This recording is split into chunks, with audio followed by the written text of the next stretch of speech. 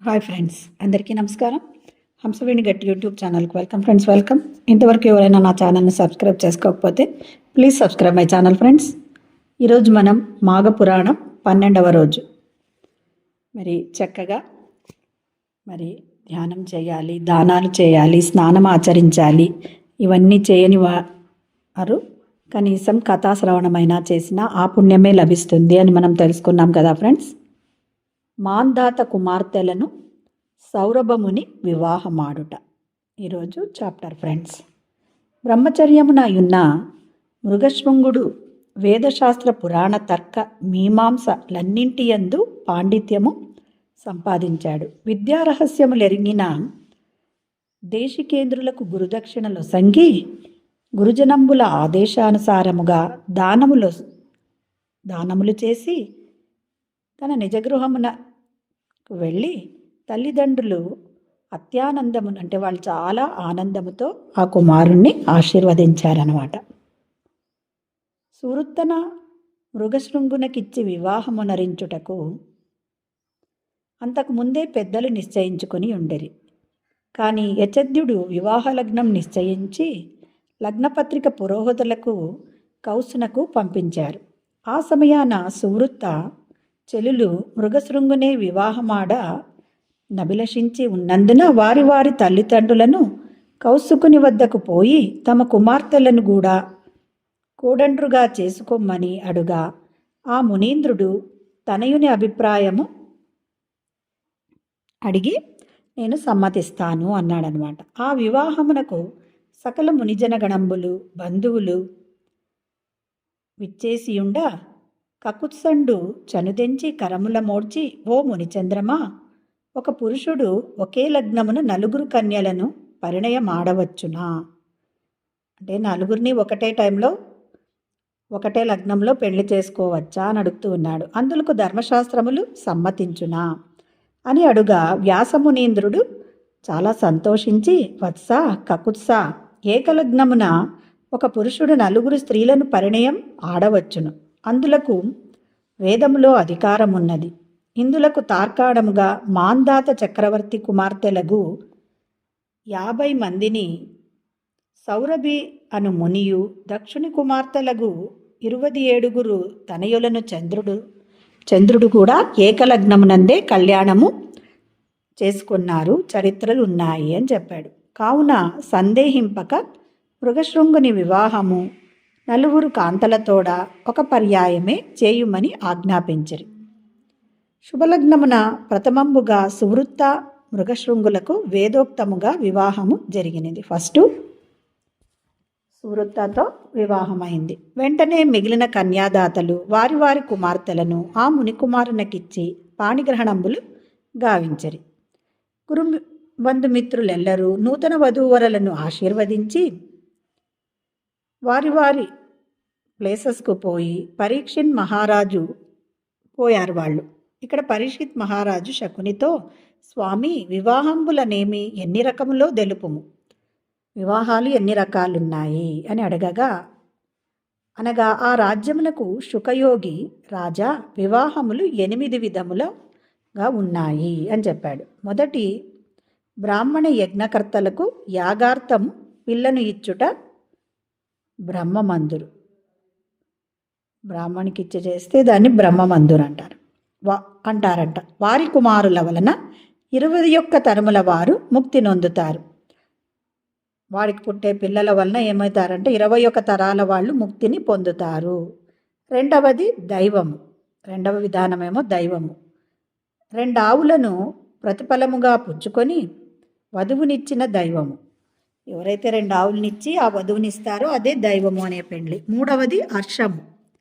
ఆలుమగలు ప్రపంచ ధర్మములు నెరవేర్చి నియమించి పెద్దలు చేసే పెళ్ళి హర్షము. ఎవరైతే పెద్దలు పెళ్లి చేస్తారో దాన్ని హర్షము అంటారు. వాని తనయుని వలన 6 తరముల వారు కృతార్థులయ్యెదరు. వాళ్ళకు పుట్టిన పిల్లల వలన 6 తరాల వారు కూడా కృతార్థులవుతారు. 4వది ప్రజాపత్యము. వీరి పుత్రులచే 6 తరముల వారు ధన్యులయ్యెదరు. బ్రాహ్మణులకు ఈ చతుర్విధ వివాహములు కలిగినవి. ఇవన్నీ బ్రాహ్మణులకు ఉన్నాయంట ఫ్రెండ్స్. 5వది అసురము, ఒకరినొకరు వరించిన వివాహము. 6వది ఏది అంటే గాంధర్వము, అంగీకారము లేని స్త్రీని పురుషుడు బలవంతముగా వివాహమాడుట. 7వది రాక్షసము, కన్యగల వారికి అంగీకారము లేనప్పుడు మాయోపాయముచే ఆమెను పరిణయమాడుట, అది రాక్షస వివాహము. 8వది పైశాచికము, క్రూరముగా చేయు వివాహముని పైశాచికము అని అంటారు. 4 కాలములు వారికిని ధర్మశాస్త్రములు, వారు వివాహములాడదిగిన భావములో తెలిపి ఉన్నవి, ఈ విధంగా ఉన్నాయి అని చెప్తూ ఉన్నాడు. ఆ విధముగా పరిణయమాడిన వారి సంయమనము ఆదర్శప్రాయమై ఉండును. సౌరభి అను విప్రుడు తొల్లి కాంపిల్యమున భక్తి జ్ఞాన వైరాగ్య సంపన్నుడై ఉండి జితేంద్రియత్వమును సాధించి చివరకు జిహ్వచాపల్యము తోడ అరికట్టు ఆకు అలములు తినియు పిదప వాయుభక్షణము చేయుచు చంద్రాయణమాది సద్వ్రతముల నెరపెను. నెలదినముల జలములలో మునిగియు తపోనిష్ట వహించినాడు. ఆ మహనీయుడు ఒక జలాశయ మధ్యమున నిలిచి 12 సంవత్సరాలు ఘోర తపస్సు చేశాడు. ఆ జలాశయమునందనే శరభమను నామము గల మీనము కళత్ర పౌత్ర సహితంబుగా వినోద కాలక్షేపములు చేయుట ఆ సౌరభి స్వయముగా అవలోకించను. అంటే అక్కడ అన్నేండ్లు చేస్తూ ఉంటే లోపల ఆ మీనానికి పుట్టిన వాళ్ళ పిల్లలతో చేసే వినోద కాలక్షేపాలు కూడా చూశాడనమాట. కుటుంబ సమేతముగా విహరించుచున్న మత్స్యమును గాంచిన దాది మునివరునకు సంసారము మీద భ్రాంతిపోయింది. గృహస్థాశ్రమమునకు భార్య అవసరముగాన తగిన కన్యలు ఎందుయుందురా అని ఆలోచించి మాందాత చక్రవర్తి వద్దకు పోయి రాజోత్తమునిచే సపర్యల నొందిన తర్వాత, నరనాయక, చిరకాలంబున నాకు పరిణయాపేక్ష కలిగినది, అందువలన తగిన వయోరూప లావణ్య గుణగణముల గల కన్య కావలను, కావున బహుసంతానవంతుడకు నిన్ను పిల్లనడగ వచ్చి తిని అని చెప్పాడనమాట. సౌరభి మాటలు వినినంతనే మాందాత, అయ్యో, సుకుమారులై సుందరాంగులైన నా కూతురులు ఈ జడలు, రుద్రాక్షలు, కాషాయంబరములు, పులిచర్మములు, కమండలము, యోగదండము గల బైరాగిని వివాహమాడుట ఎట్లు? నిజము చెప్పిన ఈ మహనీయుడు శపింపక మానడని సంశయం పొందుచు వినయముగా ఏమంటున్నా అంటే, మహానుభావ, మీరెరుంగుని ధర్మములు లేవు. నిరంతరము రాజాంతఃపురములలో నివసించు రాజపుత్రికలు సన్యాసము స్వీకరించమిమ్ము పాణిగ్రహింతురా అని నా సందేహము అని చెప్పాడు.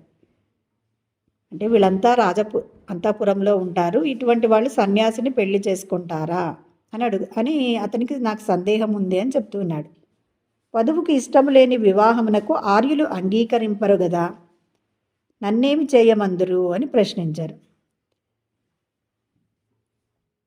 సౌరభి ఎంతులకు మందహాసం చేసి, రాజా, నీ యుక్తికి ఆనందించి తిని నీకొక ఉపాయము తెలిపెదను. నీ పుత్రికలు 10 మందియును నన్ను చూచునట్లు చేయుము. వారిలో ఎవరైనా నన్ను వివాహమాడుటకు నిశ్చయించిననే కన్యాదానం చేయుము. నీకు 50 మంది ఉన్నారు కదా, వారిని అందరికీ నన్ను చూపించు. ఎవరైతే ఇష్టపడితే నాకు కన్యాదానం చేయి, వాళ్ళిచ్చి పెళ్లి చేయి అని చెప్తున్నాడు. వారిలో ఎవరునూ వరింపకున్నా నేనే విరమించుకొందును అని మాందాతయు అట్లనే ఏర్పాటు చేయించెను.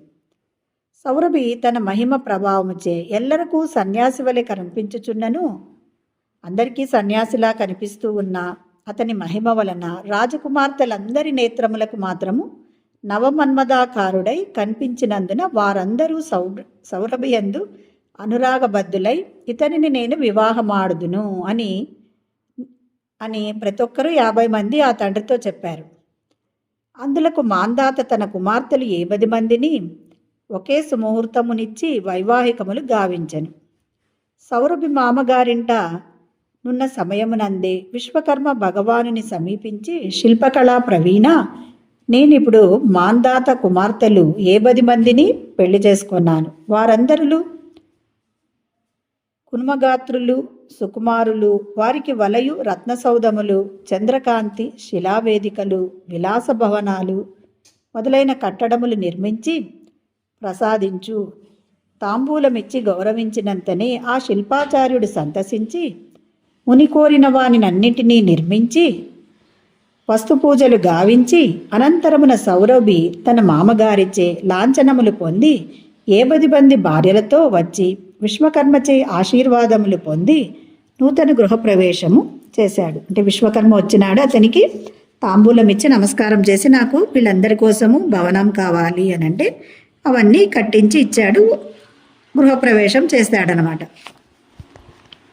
పిదప కొన్ని దినములకు ఆ మాందాత కుమార్తెలను చూడవలేనని సౌరభి నివాసమునకు పోయి తన పుత్రికలందరి దివ్య సౌధ మణిహార కాంచనాంచిత దాసీజన స్నానమాది రాజభోగములను గాంచి చాలా చాలా ఆశ్చర్యపోయాడు. వాళ్ళందరి దగ్గర ఉన్న ఆ దాసదాసీలను, ఆ డబ్బుని అంతా చూసి. అనంతరమున సౌరభికి 10 మంది భార్యల వలన 150 మంది దివ్య తేజోమయులైన కుమారులు, అంటే వాళ్ళ 50 మందికి 150 మంది పిల్లలు కుమారులు పుట్టారు. ఇహపరముల నొందెను. కుమారులను ఉదయించిన తర్వాత ఇహపరాన్ని పంపించాడంట. ఆ ముని వరుసగా 12 వర్షంబులు మాఘమున వ్రతము ఆచరించిన పుణ్యఫలమునని అట్టి అదృష్టము గాంచెను. అంటే ఇవన్నీ అతను పుణ్యము అంటే మాఘమాస వ్రతం చేసినందుకు అటువంటి అదృష్టం పట్టింది అని చెప్తున్నారు ఫ్రెండ్స్. మరి చక్కగా ఇంతవరకు మరి కథాశ్రవణం చేశాం కదా ఫ్రెండ్స్. ఇప్పుడు చక్కగా మరి ధ్యానం చేద్దాం. మరి సుఖస్థిరాసనంలో కూర్చోండి మాస్టర్స్. పైన కూర్చున్న వాళ్ళైతే కాళ్ళు 2 క్రాస్ చేసుకోండి. మరి అద్దాలుంటే పక్కకు పెట్టేయండి. కళ్ళు 2 సుతారంగా మూసుకోండి. మరి మన సహజమైన శ్వాసను గమనించడమే ధ్యానం friends. Thank you. Hi friends, అందరికీ నమస్కారం.